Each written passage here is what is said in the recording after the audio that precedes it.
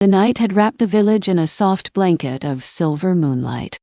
The moon hung low above the giant Udara tree, its branches stretching across the village square like the loving arms of an old grandmother welcoming her children home. Fireflies danced lazily among the leaves, their tiny lights blinking like little stars that had wandered down from the heavens. The evening breeze carried the sweet smell of roasted corn, wood smoke, and fresh palm oil stew from the cooking fires that had slowly begun to die down. Somewhere in the distance, a flute sang softly, while crickets chirped their endless song. From one compound after another came the laughter of children. Grandmother Amanke is telling a story tonight.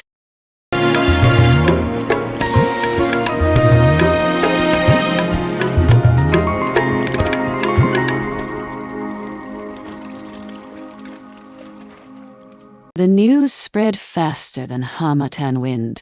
Barefoot boys dashed through the red earth paths, dodging goats and chickens. Little girls hurried behind them, clutching small raffia mats beneath their arms. Soon the moonlight square beneath the mighty Udara tree was filled with eager faces. Some sat cross-legged, some hugged their knees. Some leaned against one another, whispering guesses about what story Grandmother Amanke would tell tonight. At the center burned a small fire. Its flames danced gently. The shadows danced with them. Then, talk, talk, talk. The whispers stopped. Every eye turned. Grandmother Amanke emerged slowly from the darkness.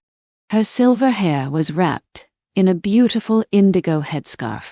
Around her neck hung strings of coral beads, older than most of the children could imagine. Her eyes sparkled with wisdom, and just enough mischief to make every child wonder what surprises the night held. She lowered herself carefully onto her carved wooden stool. For a long moment, she said nothing. She simply smiled. Then she looked at the children one after another. "My little moonbirds," the children answered together. "Grandmother, have your ears come with you tonight?" "Yes." "Have your wandering minds stayed behind?" A little boy laughed. "They are at home sleeping." Everyone burst into laughter. Grandmother Amanke chuckled. "Good. Because stories never enter ears that are busy chasing lizards." More laughter. Then she raised one wrinkled hand toward the moon. "My children, before our fathers became fathers, before the tallest iroko tree wore its first leaves, before strangers crossed the great waters to our land, our ancestors gathered beneath trees like this. They carried no books. They owned no radios. They had no glowing screens, but—" She tapped her forehead gently. "They carried libraries inside their hearts." The children nodded. They passed those libraries, from mouth to ear, from grandmother to grandchild. She leaned forward. "And tonight, it is your turn." Moonlight is shining. Tell a story. Fire is glowing. Tell us a story. Ancestors are listening. We shall listen to. Tell the story. Tell it well. Like the ringing village bell, moon above, fire below. Let the ancient wisdom flow. Heart be humble. Ear be wide. Let the truth in stories guide. Even the crickets seemed to pause. Grandmother Amanke smiled. "Tonight, I shall tell you about a girl whose tears changed the song of a river." The children leaned closer. "Was she a princess?" Little Dalu asked. Grandmother laughed.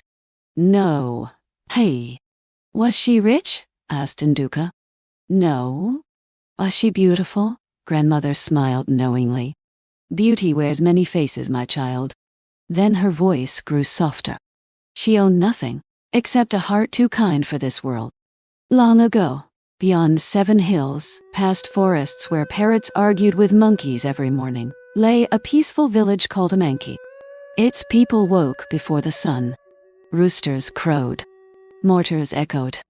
Women swept their compounds with palm frond brooms. Men sharpened their hoes before heading to the farms. Children laughed as they chased one another around stacks of drying yams. The village breathed like one great family, or so it appeared, because behind one mud house lived sorrow. There lived a widower named Madhu. Many seasons earlier, sickness had carried away his beloved wife. She left behind one daughter. Her name was Ugo. She had eyes as gentle as morning dew, a smile that could comfort crying babies, and hands that never refused honest work. For a while, father and daughter lived happily. But loneliness is a clever visitor. One market season, Madhu married again. At first, the new wife smiled sweetly. She bought Ugo little beads. She braided her hair. She called her my daughter. But as the moon changes its face, so too can the human heart. When the woman bore a daughter of her own, everything changed. The smiles disappeared. The kindness dried up. And Ugo became a servant in her own father's house. Before dawn each day, she swept the compound. She fetched firewood. She pounded yam until her shoulders ached. She washed clothes beside the stream. She tended the goats. She cooked. She cleaned. She carried water. She gathered vegetables. She husked maize. She fanned the cooking fire until smoke filled her eyes. Yet every evening, her stepmother found another fault.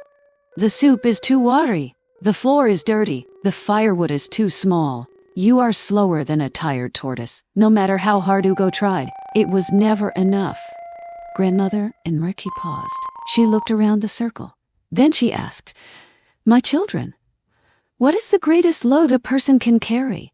Hands shot into the air. "A basket of yams? No. A bag of stones? No. A pot of water." Grandmother smiled gently. "The heaviest load is a heart that believes no one loves it." The children fell silent. She continued. Yet Ugo never answered harshness with harshness. Whenever sorrow filled her heart, she remembered her late mother's words. "My daughter, the iroko does not grow in one day. Kindness may walk slowly, but one day it always arrives." And so she worked. She smiled. She prayed. She hoped. Every morning, before leaving for the farm, Madhu would tell his wife, "Take good care of the children." "I will," she always answered with a smile. But the moment he disappeared beyond the footpath, her smile vanished like mist beneath the morning sun. "Ugo." "Yes, Mama." "Have you swept the compound?" "Yes, Mama." "Then wash the cooking pots?" "Yes, Mama." "After that, go and fetch water from the river Akara." She pointed toward the largest calabash hanging from the kitchen wall. It was old, very old. Its smooth brown surface bore tiny cracks from many years of use. "This is the only calabash you will take." Ugo looked at it with concern. "Mama, it has become weak." The woman's eyes narrowed. "So now you question me?" "No, Mama." "Then go and listen carefully. If anything happens to that calabash," her voice became cold enough to freeze the evening breeze, "do not bother returning home." Ugo swallowed hard. She lifted the calabash carefully onto her head. The night breeze beneath the Udara tree seemed to disappear as Grandmother Narechi lowered her voice, almost to a whisper. "Children, do you know what awaited Ugo at the river?" The children shook their heads, their eyes wide with anticipation. Grandmother smiled. "Then come back tomorrow night, for that is where our story truly begins." The fire crackled softly. The moon slipped a little higher into the sky. And somewhere, beyond the forests of old Amanke, the river that hears tears waited in silence. Little by little the moon grows bright, gentle hearts shine through the night, bend like a bamboo, stand like trees, kindness travels on every breeze. Though the road is long and steep, heaven watches those who weep.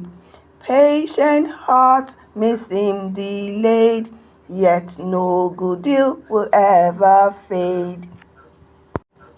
Grandmother Narechi smiled and closed her eyes for a moment before speaking one final proverb. The stream may hide its depth, but it never hides the reflection of the sky. My children, she said softly, remember this until we meet again. A heart filled with goodness is never unseen, even when people fail to notice it. The children bowed their heads respectfully. The fire glowed low. The crickets resumed their chorus, and the moon kept its silent watch over the village.